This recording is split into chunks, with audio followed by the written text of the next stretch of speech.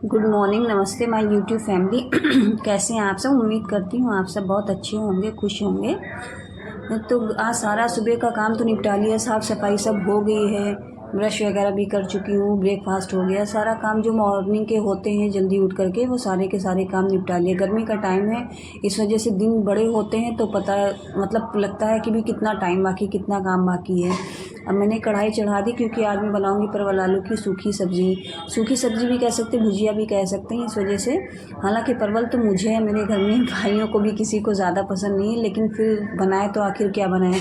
गर्मियों में यही सारी सब्जियां मिलती हैं जो खाने के लिए मिलती है मार्केट में, आप वही तो खाएंगे और तो कुछ अलग से खा नहीं सकते हैं। अगर छोला है या राजमा है या कुछ भी आप एक्स्ट्रा ऐसा कुछ बनाते हैं तो गर्मी में बहुत हैवी हो जाता है। बस मैंने पहले मेथी डाल दी थी, अब हींग डाल दिया। अब ये धीरे धीरे जैसे इसमें बबल्स आने लगेंगे, तेल गर्म होने लगेगा, वैसे मैं इसमें परवल वगैरह और सब्ज़ी डाल करके फ्राई करना शुरू कर दूँगी। तो अब तेल गर्म हो रहा है, मुझे लगता है तेल अच्छे से गर्म हो गया है। थोड़ा सा और बबल्स आए, बस अब इसमें मैं परवल डाल दूँगी। परवल को हल्के हल्के भूनने दूंगी। बस परवल भूनना शुरू कर दिया है, परवल काफ़ी हद तक भूनने लगी हुई है। बस जैसे परवल थोड़ी थोड़ी सी रोस्ट जैसे करते हैं कि जैसे थोड़ी सी फ्राई हो जाए, हल्का सा कुरकुरापन परवल में दिखने लगे, तब तक कि उस स्टेज तक परवल को भूनना रहता है। अब मैंने परवल भूनना शुरू कर दिया है। जैसे परवल अच्छे से भून जाएगी तब इसमें मैं मसाले और आलू भी मिला करके इसको बना दूँगी। अब देखिए परवल मेरे अच्छे खासे भुन गए हैं। परवल जब इस स्टेज तक भुन जाते हैं तब मैं इसमें सारे मसाले, लहसुन वगैरह जो मैंने कूट के रखा है वो मैं इसमें ऐड कर दूँगी। अब मैंने इसमें लहसुन जो कूट के रखा तो उसमें थोड़ा पानी मिला करके डाल दिया है। अब थोड़े से जो मैंने बेसिक मसाले रोज़ सब्जियों में हम लोग डालते हैं वो मसाले भी मैं इसमें इसी लहसुन के पानी के साथ ऐड कर दूँगी। तो उससे होगा क्या कि मसाले अच्छे से फ्राई हो जाएंगे और मुझे मसाले भूनने के लिए अलग से एक्स्ट्रा पानी ऐड नहीं करना पड़ेगा। देखिए एक ही साथ दो चीज़ें हो जाएंगी, वरना फिर ज़्यादा पानी हो जाता। अब मैंने इसमें सारे मसाले भी, हल्दी, धनिया, मिर्चा, नमक है, सब्ज़ी मसाला है, सब कुछ मैंने डाल दिया है। अब ये ऐसे ही फ्राई हो जाएगा। जब तक ये तेल नहीं छोड़ता है तब तक कि मैं इसको इसी के साथ मसालों के साथ परवल को फ्राई करती रहूँगी। अब ये देखिए धीरे धीरे भुनने लगे हैं। अब थोड़ी देर बाद मसालों में से तेल अलग होने लगेगा। तब इस स्टेज पे आने के बाद मैं इसमें आलू डालूँगी और इसको ढक करके छोड़ दूँगी 10-15 मिनट, 20 मिनट पकने के लिए। ये देखिए अब थोड़ा थोड़ा तेल अलग होने लगा है। अभी तो मिक्स हो रहे हैं इसके साथ परवल में। जब इस तरह से बनाइए तो परवल की जो भुजिया बनाते हैं, अगर कोई नहीं भी खाता होगा, अगर इस ट्रिक को आप यूज़ करते हैं बनाने के लिए तो परवल की जो भुजिया बनती है वो टेस्टी बहुत बनती है। जिसको नहीं भी खाना होगा तो वो थोड़ा तो खाएगा ही खाएगा। इसलिए इस तरह से ही आप इसको भी एक बार बना करके ट्राई करें। अब देखिए भुन गया तो मैंने इसमें आलू डाल दिए हैं। अब जितने भी आलू आप लोग खाते हैं अपने अंदाजे से आलू डाल दीजिए। मैंने सारे आलू डाल दिए। अब आलू भुन जाएंगे, दोनों को मसालों के साथ में परवल, आलू, मसाले, तीनों चीज़ों को अच्छे से एक साथ मिक्स कर दूंगी। अब सारे आलू मैं इसमें डाल दूँ, फिर इसको मैं चला दूंगी और चला करके बस इसको मैं धीमी आंच पे पकने के लिए छोड़ दूंगी। बस अब ये देखिए मसाले आलू और परवल के साथ अच्छे से मिक्स हो गए हैं। पूरी भुजिया जो है हमारी अच्छे से अब पकने के लिए तैयार होगी। अब मैं इसको पकने के लिए छोड़ दूंगी। देखिए अब ये पकती रहेगी धीमी धीमी आंच में, मैं इसे ढक दूँगी। सब्जी तो मेरी काफ़ी हद तक तैयार हो चुकी। तब तक मैंने बगल में दाल भी, टमाटर वगैरह डाल करके खूब अच्छे से फ्राई कर ली और रोटियां सेक ली। चावल मैं लास्ट में रख दूँगी क्योंकि चावल गर्म ही गर्म खाने में अच्छा लगता है, इसलिए मैंने चावल अभी नहीं चढ़ाया। अब देखिए दाल कितने अच्छे से फ्राई हो रही है। दाल को फ्राई कर दिया, थोड़ी गाढ़ी मुझे ज़्यादा लगी थी तो पानी डाल दिया पकने के लिए। अब हो चुकी है, मैंने इसको हटा के साइड में रख दिया। मैं रोटी सेकूँगी क्योंकि जिसको जो भी खाना चाहे घर में, अगर उसका मन हो खाने का तो खा ले। साइड में चावल भी चढ़ा दूँगी क्योंकि पहले जब तक ये रोटी खाएंगे, चावल तो थोड़ी देर में ही पक जाता है, उसमें तो इतना टाइम लगता नहीं है। अब मैंने कहा रोटियां सेक करके पहले रख दूँ ताकि जिसको खाना है वो खाता जाए, क्योंकि दोपहर का टाइम तो थोड़ा हो ही गया था खाने का। ऐसा तो था नहीं कि टाइम नहीं हुआ है, टाइम तो हो ही गया था खाने का। दिन बड़ा भी हो, कितना भी हो, लेकिन काम करते करते तो वाकई टाइम का तो थोड़ा पता चलता ही नहीं। इधर आप कटोरी में दूध रखा देख रहे होंगे, सोच रहे होंगे कि आपने मैंने इतना सा दूध क्यों रख रखा है। एक्चुअली बताऊँ हुआ क्या ना, मैं जब सब्ज़ी छौंक रही थी तो बगल में मैंने दूध भी चढ़ा रखा था, पर वीडियो शूट करने के चक्कर में और सब्ज़ी बनाने के चक्कर में मेरा दूध में ध्यान ही नहीं गया, तो दूध काफ़ी हद तक उबल गया। तो जितना मैं बटोर पाई उतना मैंने बटोर दी। कि खाना बना के मैंने सोचा किचन फ्री करूँ, फिर मेरी नज़र डिब्बों पे चली गई। ऐसे तो मैं डिब्बे धोती और साफ़ करती रहती हूँ, लेकिन इधर मैंने 2-3 दिन पहले 4 दिन 2-3 दिन पहले क्या हफ्ते भर पहले समझिए मैंने डिब्बों को धुला था। पर एक्चुअली इन डिब्बों को ज़्यादा रोज़ धो भी नहीं सकते, क्योंकि देख रहे हैं ना ये ट्रांसपेरेंट डिब्बे, इस पर बहुत अच्छा पेंटिंग बनी हुई थी। पर धोने के चक्कर में पेंटिंग काफ़ी हद तक तो चली गई, इसलिए मैं अब बहुत जल्दी जल्दी इनको बाहर से तो धोती नहीं हूँ। तो इसलिए मैंने कपड़ा थोड़ा सा गीला कर लिया और गीला कपड़ा करके ऊपर से ही सारे डिब्बों को पोंछ दिया। ये हल्के डिब्बे हैं, साफ़ भी बहुत जल्दी हो जाते हैं। तो मैंने कहा कि सारे के सारे जब तक कि अब मैं किचन का काम निपटा ही रही हूँ तो क्यों ना ये जो प्लेटफॉर्म पे डिब्बे रखे रहते हैं मसालों को, जैसे हल्दी धनिया है, मिर्चा है, चाय की पत्ती है, नमक है, सब कुछ इसमें रखा रहता है। तो इस वजह से मैंने कहा डिब्बे ही पोंछ के साफ़ कर दूँ, क्योंकि किचन में होता है क्या ना कि आप बार बार आटा आपके हाथ में लगा तो आपने डिब्बे पकड़ लिए, आप सब्ज़ी छौंक रहे हैं थोड़ा तेल लगा तो आपने डिब्बे हाथ में पकड़ लिए। तो जो प्लेटफॉर्म पे डेली यूज़ होने वाले डिब्बे होते हैं वो गंदे हो ही जाते हैं। इसलिए मैंने कपड़े में इनको हर दूसरे चौथे दिन बाहर से कपड़ों से अच्छे से पोंछ के साफ़ कर देती हूँ, जिससे कि हाथ में पकड़ने से एक तो ये स्लिप भी नहीं करते हैं और देखने में गंदे गंदे नहीं लगते। वरना अगर आप 2-4 दिन इनको साफ़ ना करिए तो ऐसे लगता है कि बहुत चिपचिपे से हो रहे हैं। और मुझे ना क्या आदत है कि अगर मैं कहीं भी हाथ लगाऊँ या कुछ उठाऊँ डिब्बे, अगर वो थोड़े से भी चिपचिपे या गंदे टाइप के लगते हैं ना तो मुझे उलझन होने लगती है। फिर मुझे लगता है कि मैं जस्ट बस अभी के अभी इन डिब्बों को खाली करके तुरंत के तुरंत धो दूँ।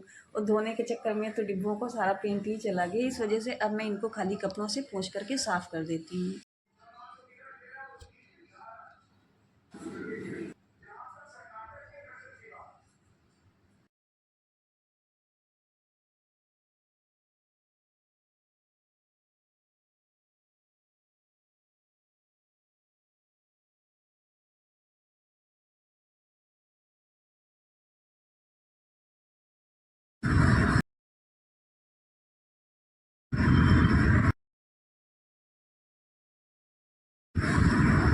कल ऑनलाइन घर का कुछ सामान मंगाया था तो ये सारी चीज़ें आ गई थी, पर खोलना भूल गई थी मैं उनको। अभी किचन से निकलते निकलते इस पर भी नज़र पड़ गई तो मैंने कहा देखूँ ये भी निकाल करके अपने डिब्बों में लगा दूँ, जिससे कि जब यूज़ करना हो तो निकालूँ। ये तो हार्पिक की तरह है, पहली फर्स्ट टाइम ही मंगाया है, पता नहीं इसका नाम कुछ चंको टाइप से कुछ ऐसे है।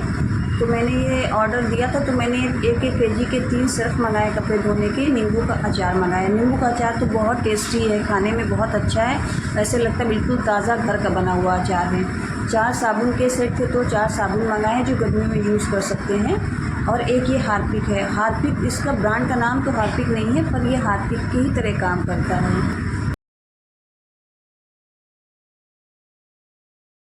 दोपहर के टाइम ना मैंने फेस पे फेस पैक लगा लिया था तो मुझे टी शर्ट चेंज करनी पड़ी, क्योंकि देखा तो ये किचन का जो मेरा ये दाल छौंकने वाला ये जो चमचा है ये बहुत दिनों से ख़राब हो रहा था। इसमें रिपीट लगी होती तो जब भी दाल में रोज़ तड़का लगाइए तो आग में जलने से वहाँ से कमज़ोर हो जाता है और इसके रिपीट का पेंच निकल जाता है। मैं काफ़ी दिनों से इसके पहले भी 2-3 आए हैं तो उनके हैंडल अलग हो गए और चमचे अलग हो गए।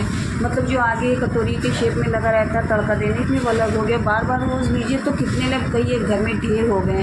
अब उनका कोई इस बर्तन का चौका या तड़का लगाने के सिवा कोई इतना ज़्यादा मतलब ऐसा रोज़ यूज़ भी नहीं, क्योंकि इतने बड़े बर्तन होते नहीं हैं। तो इसलिए मैंने इसका एक परमानेंट सोल्यूशन निकाला, वो मैं आप लोगों के साथ शेयर करती हूँ। ये ठीक से खुल नहीं रहा था, मैं इसको काफ़ी देर से खोल रही थी, इसकी रिपीट निकल नहीं पा रही थी, तो इसको पानी में भिगो दिया था मैंने।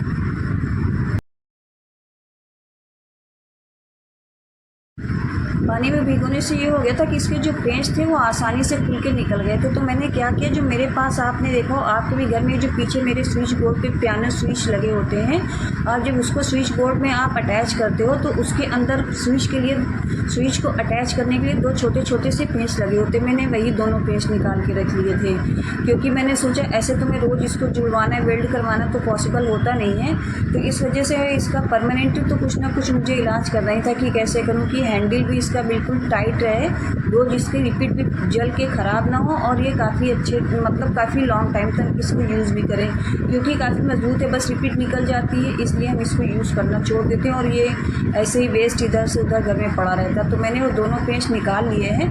दोनों पेंच निकाल के जो इसके होल्स होते हैं मैंने उसी होल में पेंच डाल दिया है। उस होल में पेंच डाल करके मैं इसको अच्छे से टाइट कर दूँगी।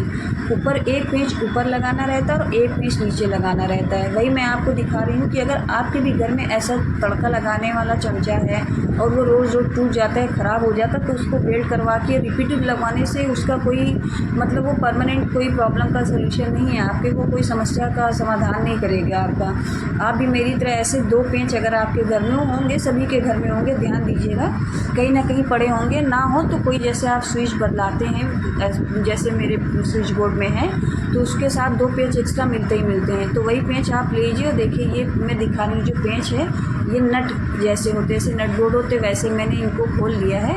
और ये इसका जो नीचे का जो मतलब वो चूड़ियाँ पे चढ़ाने के लिए होता है रिंग ऐसा, वो मैंने निकाल दिया है। और ये देखिए मैं इसके हैंडल के साथ और इसको अटैच करके पेंच मैंने लगा दिया है। जब ये आर पार पेंच चला गया तो बस इसके ऊपर मैं यही जो इसका पीछे लगाने के लिए गोल होता है लगा पेंच को टाइट करने के लिए, उसको क्या बोलते हैं, इतना मुझे ध्यान नहीं आ रहा कि क्या बोलते हैं, एग्जैक्ट वर्ड मुझे नहीं याद आ रहा कि इसे क्या बोलते हैं। बस मैंने इसको लगा करके टाइट कर दिया। अगर आपके पास एक है नट पीछे लगाने वाला तो एक नट लगा दीजिए, नट वो मतलब जो नट के पीछे लगाने वाला रिंग होता है।